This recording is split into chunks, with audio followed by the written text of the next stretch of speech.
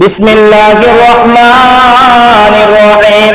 التائبون العابدون الحامدون السائحون الراكعون الساجدون الآمرون بالمعروف والناهون عن المنكر والحافظون لحدود الله وبشر المؤمنين।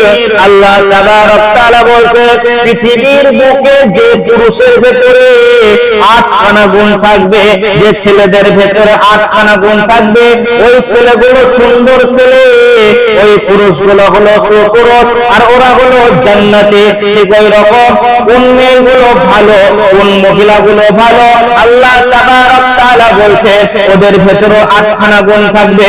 মুসলিমাতুল মুমিনাতুল ক্বানিতাতুল তাইবাতুল আবিদাত সাইহাতুল মুতায়্যিবাতুল ওয়া আবকারা।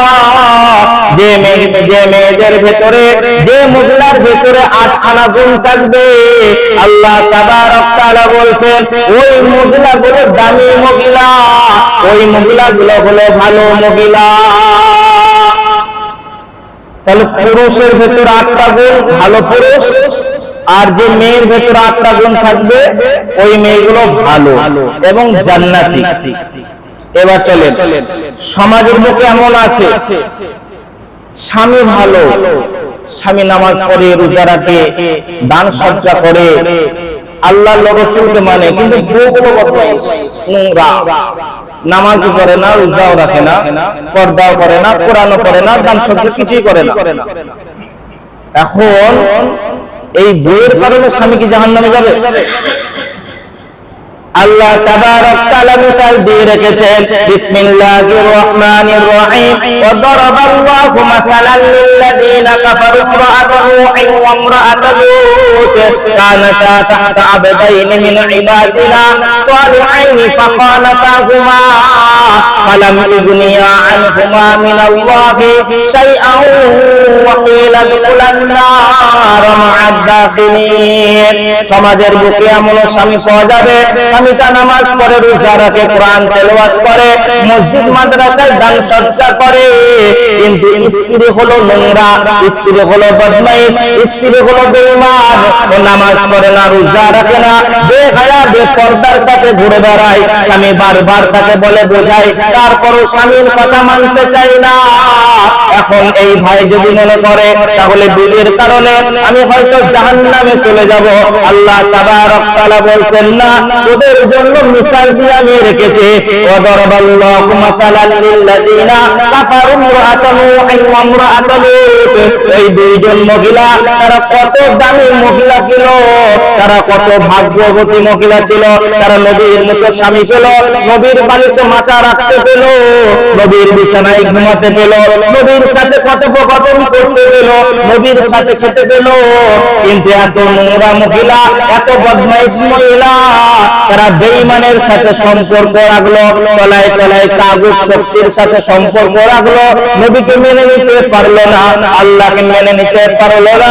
ওই দুইজন নবীর নাম হযরত লূত আলাইহিস সালাম আর হযরত নূহ আলাইহিস সালাম।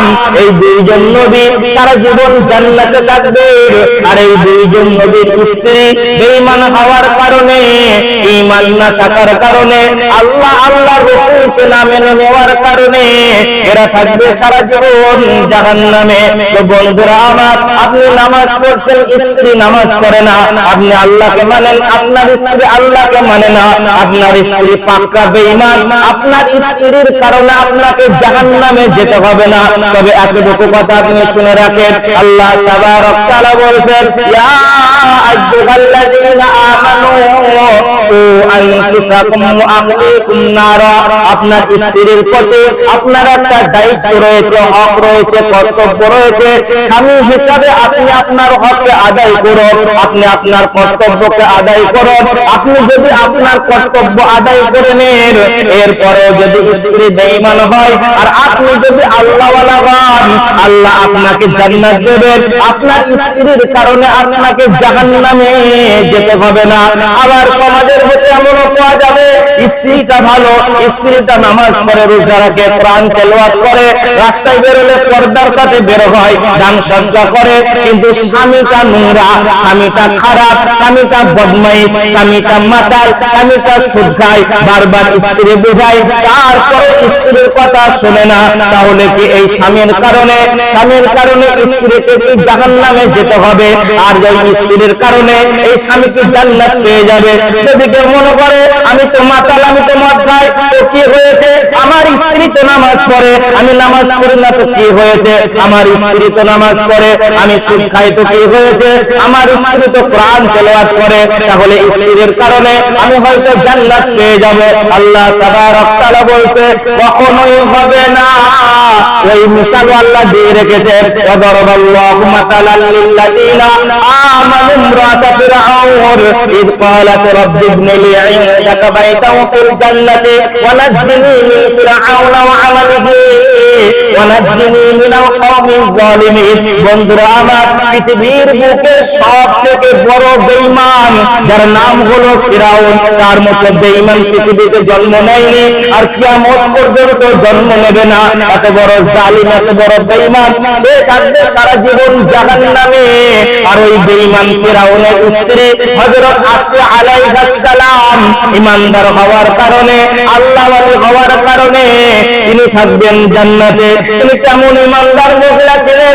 আল্লাহর কাছে দোয়া করছেন, রব্বিবনি লি ইনদাকা বাইতাও ফিল জান্নাতি ওয়া নাজ্জিনি মিন ফিরআউনা ওয়া আমালিহি ওয়া নাজ্জিনি মিনাল কওমিজ জালিমিন। হে আল্লাহ, আমাকে, হে আল্লাহ, তোমার জান্নাতে আমার জন্য ঘর বানাও, তোমার জান্নাতে আমার জন্য ঘর বানাও, আর আমার বেঈমান স্বামী থেকে আমাকে নাজাত দাও, তার বেঈমান কম থেকে আমাকে নাজাত দাও, আর তার অবাধ আচরণ থেকে আমাকে নাজাত দাও। তো বন্ধুরা আমার, বেঈমান ফিরআউন সে থাকবে জাহান্নামে, আর তার স্ত্রী ঈমানদার হওয়ার কারণে তিনি থাকবেন জান্নাতে। তো বন্ধুরা আমার, আপনার স্ত্রী যদি নামাজ পড়ে, আপনার স্ত্রী যদি আল্লাহকে মানে, আর আপনি যদি আল্লাহকে না মানেন, আপনার স্ত্রীর কারণে আপনি জান্নাত পাবেন না। ঠিক ওই রকম আপনি যদি আল্লাহকে না মানেন, আর আপনার স্ত্রী যদি আল্লাহকে মানে, আপনার কারণে আপনার স্ত্রী জাহান্নামে যাবে না। দুটো উদাহরণ আল্লাহ তাবারক তাআলা দিয়ে দিয়েছে। গরুর গাড়ির কটা চাকা? কথা বলে কটা চাকা? গরুর গাড়ি দেখেন নাকি? আগে গেলে নিয়ে আসতে হবে গরুর গাড়ি। একটা চাকা ধরেন বড়, আর একটা ছোট্ট বড়। আচ্ছা, গাড়ি আগবে না এক জায়গায় পাই করে পাক মারবে? কথা বলে আগাবে না এক জায়গায় পাক মারবে? তো স্বামী স্ত্রী উভয়ই যদি ভালো হয় তো আলহামদুলিল্লাহ, সংসার আগাবে। আর না হলে সংসার শেষ, ও সংসারে শান্তি নাই। সংসার সমসুখী সেই ভিখারি যদি থাকে তার ঘরে আল্লাহ ওয়ালি নাই। এবার চলেন, স্বামীও যদি ভালো হয় আর স্ত্রীও যদি ভালো হয়, স্বামীও যদি আল্লাহওয়ালা হয় আর স্ত্রীও যদি আল্লাহওয়ালি হয়, তাদের ইতিহাসটা কিয়ামত পর্যন্ত থেকে যাবে। আল্লাহ উদাহরণ দিয়েছে, বিসমিল্লাহির রহমানির রহিম, ইন্না আউওয়ালা বাইতিন বুদিআ লিন-নাসি লাল্লাযী বিবাক্কাতা মুবারাকান ওয়া হুদাল লিল আলামিন ফীহি আয়াতুম বায়িনাতুম মাকাম ইব্রাহিম ওয়া মান দাখালাহু কানা আমিনা ওয়ালিল্লাহি আলান নাসি হিজ্জুল বাইতি মান ইসতাতাআ ইলাইহি সাবিলা। আল্লাহ তাবারক তাআলা বিশ্বের মানুষকে দাওয়াত দিয়েছেন। আপনি আমাকে দাওয়াত দিলেন আপনার বাড়ি যাওয়ার জন্য, আমি আপনাকে দাওয়াত দিলাম আমার বাড়িতে যাবেন, কিন্তু আল্লাহ বিশ্বের মানুষকে দাওয়াত দিয়েছেন, তোরা যদি এই ফ্যামিলির ইতিহাস জানতে চাস, ওই ফ্যামিলি সম্পর্কে যদি জানতে চাস, ওই ফ্যামিলির নিদর্শন যদি পেতে চাস, তাহলে তোরা মক্কায় চলে আয়। তোরা মক্কায় চলে আয়, মক্কায় গেলেই দেখতে পাবো মাকামে ইব্রাহিম। মাকামে ইব্রাহিম তিনাদের ইতিহাস, মিনার ময়দানে কুরবানি তিনাদের ইতিহাস, হাউজে কাউসার তিনাদের ইতিহাস, এবং শুধু এই পর্যন্ত নয়, সাফা মারওয়া শাহী তিনাদের ইতিহাস। এইভাবে অনেক ইতিহাস মক্কার জমিনের